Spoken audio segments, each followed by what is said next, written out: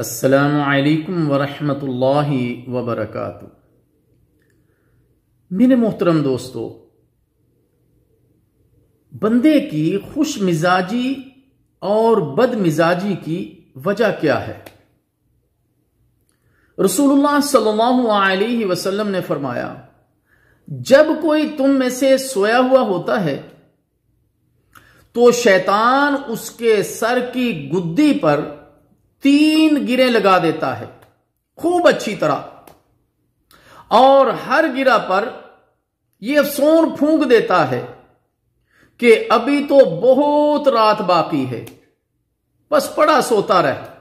لیکن اگر وہ شخص جاگ کر بیدار ہو کر اللہ تعالی کا ذکر شروع کر دیتا ہے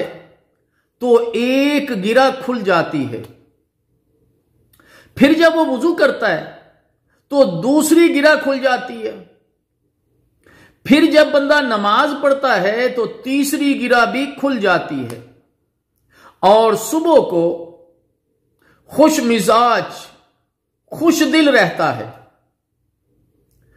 ورنہ بد مزاج سست رہ کر اس کا دن گزرتا ہے۔ اگر ہم یہ چاہتے ہیں کہ ہم سارا دن خوش مزاج رہیں اور سارا دن ہمارا اچھا گزرے، تو اس کے لیے ہمیں چاہیے کہ ہم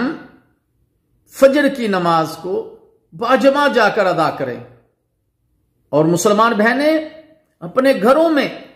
فجر کی نماز کا اہتمام کریں تاکہ ان کا بھی سارا دن خوش مزاجی سے گزرے اور سست روی اور بد مزاجی سے مسلمان مرد اور عورت محفوظ رہ سکیں۔